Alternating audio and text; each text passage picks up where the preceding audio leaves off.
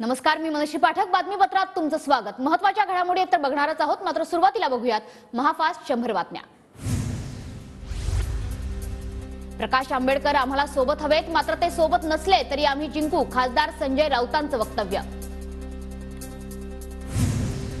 ठाकरे गट आणि शरद पवार गटाची आज संध्याकाळी महत्त्वाची बैठक. पवार ठाकरेंच्या प्रमुख उपस्थितीत मातोश्रीवर बैठकीचं आयोजन. ठाकरे गटाची उमेदवार यादी उद्या जाहीर होणार. पहिल्या यादीत 15 ते 16 उमेदवारांची नावं जाहीर करणार संजय राऊतांची माहिती. भाजपकडून लोकसभेसाठी राज्यातील उमेदवारांची दुसरी यादी जाहीर. सोलापूरमधून आमदार राम सातपुतेंना उमेदवारी. राम सातपुतेंचा काँग्रेसच्या प्रणिती शिंदेंशी सामना. आपलं सोलापूर लोकसभेच्या निवडणूक रिंगणात स्वागत. बाहेरचा असो की इथला, सोलापुरात सर्वांना मत मांडण्याची मुभा प्रणिती शिंदेंचं. भाजपचे लोकसभेचे आमदार उमेदवार राम सातपुतेंना पत्र. विजय शिवतारेंच्या भूमिकेमुळे महायुतीत मिठाचा खडा. महायुतीत राहायचं की नाही याचा विचार करावा लागेल. शिवतारेंच्या अजितदादांवरील टीकेनंतर राष्ट्रवादीचे उमेश पाटील आक्रमक. बारामतीत सुनेत्रा पवारांच्या उमेदवारीला शिंदे गटाचा विरोध. खडकवासलामधील पदाधिकाऱ्यांना विचारात घेत नसल्यानं शिंदे गट नाराज. शिंदे गटाच्या स्थानिक पदाधिकाऱ्यांचा व्हॉट्सअप मेसेज व्हायरल. दत्ता भरणेंच्या कार्यकर्त्यांनी सोशल मीडियावर सुप्रिया सुळेंना डिवचलं. मामांनी रोकटोक भूमिका घेतली तर पळताभुई ठोरी होईल. भरणेंच्या कार्यकर्त्यांचा सुप्रिया सुळेंना इशारा. नाशिकच्या जागेसाठी भाजप नेते अन्नत्याग आंदोलन करतील. भाजप नेते दिनकर पाटलांचा इशारा. गोडसे भाजपमुळे खासदार, पण मोदी शहा फडणवीसांचा फोटोही लावत नाहीत. दिनकर पाटलांचं वक्तव्य. मुख्यमंत्री शिंदे टेंभी नाक्यावर. आनंद आश्रमात धुळवड साजरी करणार. शिंदे ठाणे लोकसभेचा उमेदवारही जाहीर करण्याची शक्यता. अंतर्गत मतभेद बाजूला ठेवून महायुतीचं काम करा. महायुतीचा उमेदवार विजयी होईल एवढंच बघा, बाकी सगळं बाजूला ठेवा. बारामती अहमदनगर बाबत झालेल्या बैठकीत फडणवीसांच्या सूचना. भाजपच्या दुसऱ्या यादीतही उदयनराजेंच्या उमेदवारीची घोषणा नाही.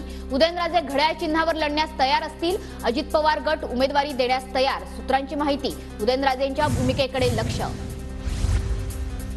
मुख्यमंत्री शिंदे, देवेंद्र फडणवीस आणि अजित पवारांची वर्षावर 1.5 तास बैठक. 2 ते 3 दिवसात महायुतीचं जागा वाटप जाहीर होणार.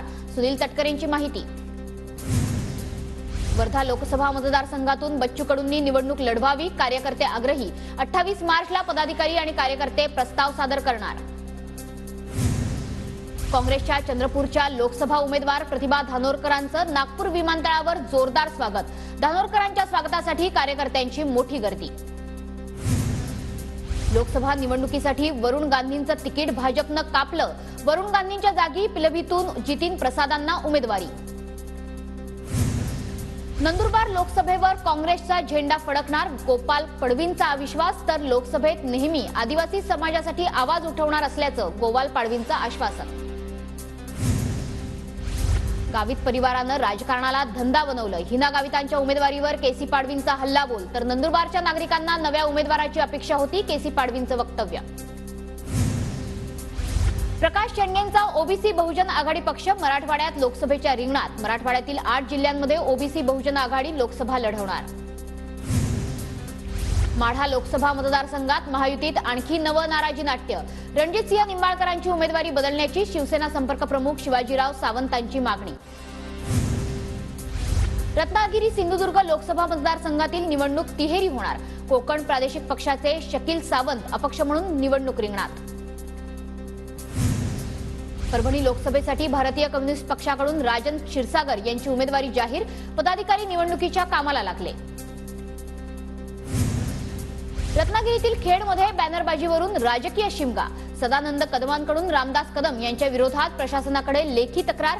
आचारसंहिता सुरू असताना घरावर राजकीय बॅनर लावल्याची तक्रार. जळगावमध्ये हरभराच्या भावात मोठी घसरण. महिनाभरात 1.5 ते 2 हजारांनी घसरण. शेतकऱ्यांची चिंता.